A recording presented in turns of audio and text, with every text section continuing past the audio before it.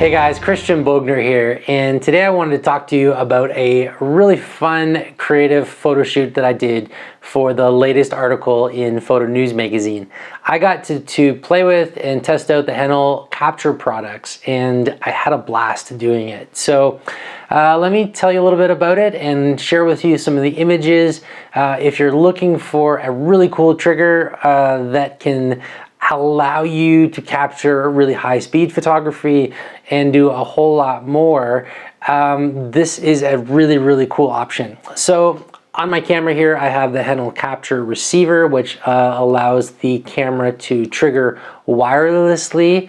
That's important when you're obviously photographing further away from a subject. You can certainly use the Captur Module Pro connected directly to your camera, but I much preferred having the receiver so that I could shoot from further back, especially where I was like spraying with water or glass and things like that, and I didn't want to affect the camera, and also wanted to shoot with a little longer lens and have that capability. So this is the Module Pro, and this is kind of like the brains or the computer, and it is really powerful. It allows you to basically trigger your camera via sound, infrared, light, laser, and even aux. So basically you can use it to trigger your camera in all sorts of different ways. I think my favorite was using it with a laser setting, because I found that gave me just the fastest capabilities for triggering my subject. I also thought that the infrared stuff worked really well too for certain applications, and sound was also very useful. I didn't get a chance to go out and try it with light, but light would be something where if there was a lightning storm, you could get the lightning, for instance, to trigger your camera. So there's just so many options, so many things you can do with this unit. And what I really love about it is you can go in and you can really fine tune all the different aspects. You have to be able to like get the timing right. I'm going to show you a little bit later on some of the water droplet shots that I got, and just to be able to go into like the milliseconds and adjust small duration. So it's very scientific, because if you have a bit of a setup where you're replicating, say, dropping from a certain height a water droplet, and you're getting part of it in the frame, or you're not getting it in the frame, you can actually just go in, incrementally adjust, and it really helps you lock down and get the shot that you're looking for. You can also actually use this as an intervalometer, as a delay. There's all sorts of other features, so it's actually a really useful tool. This is the IR module, so basically you can set these up on light stands together, and then when something interrupts the beam, it will trigger the camera. You can also use it with the laser in the same capacity. The kit doesn't come with the laser, but you can literally use any laser that you might have, or you can get a cheap laser. I found that my green laser, which was a very super powerful one that I use here in the mountains, it was a bit powerful for close range studio stuff. I found I got the best results with the red laser that was just from a laser pointer. So you can use pretty much any laser though, and it will work and trigger the camera. And of course the laser, when you interrupt the laser, it is really quick. So like for instance, this shot where I was dropping the ice into the glass, I really like the laser because as I dropped the ice, it triggered the laser, which was really just above the plane of where I was shooting, and then it created the splash, and I could set the delay in milliseconds in order to basically just time it perfectly. So that was really cool.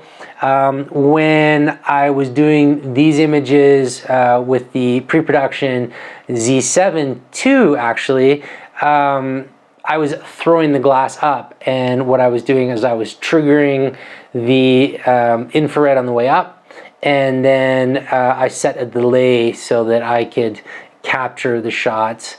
And you can also set a sequence as well. So with some of these images I was using my Broncolor kit, and I was able to of course shoot with that several frames per second and able to get the shot. So that was also really useful to be able to set a specific delay and the amount of sequence of shots that I wanted to get on each one of those iterations. So again, I love it because I'm a real geek. If you know me, you know that I'm a real photo geek, and you know that stuff like this where it allows you to kind of, you know, get it really fine-tuned. I love that capability. One thing to note is that it does take a bit of a learning curve because and you have to sort of approach each shoot a bit scientifically because there is that, you know, tinkering and adjustment and testing, but once you've done it once, you know, say once you've photographed you know, like water splashing or something like that, and you get to understand what the milliseconds would be like or what the delay would be like, it just gets easier and easier. So let me take you through a few of the images that I worked on. The first one, I just used a dropper and I had it on a bit of a clamp so that I could measure the distance and have replicate a similar distance throughout, and I found that worked really well. And then I basically would just drop some drops. The laser trigger would get triggered. I think I had a bit of a sequence on that as well, just of like 2 shots, because I was able to get sort of the initial splash and then maybe add an additional splash, and it looked kind of cool and some interesting. Sometimes the drops would sort of bank off each other and create a different effect. So that was a lot of fun. The next shot here, I was dropping ice. It would trip the laser and then create the splash, and I was able to really fine tune that nicely. The one thing to know with these images is you don't necessarily have to shoot with a high shutter speed in order to capture them. Most flashes, especially at a higher output setting, will produce a lot of light in a very short duration, sometimes like 1/10,000th of a second. So for me, for most of these images, I was only shooting at like 1/160th of a second, and then in a little bit darker room, and I was using my studio strobes, and basically the flash duration was very short, and that's what was freezing the action. Okay, so I wasn't using continuous light for these. I was using strobes so that I could freeze the action with the flash. So the light bulb image was definitely my favorite of the shoot. It was certainly the most complex. I went out, I found some kind of vintage light bulbs, had a vision in mind. I was trying to find something to put the light bulbs on that looked nice, and then I ended up like spray painting this fixture that I found, and then I basically set it all up, put some material around and had a little kiddie pool so that the glass would kind of go into that. And I had an air pistol with a laser that I attached to it so that I could kind of pinpoint how I was going to get the shot.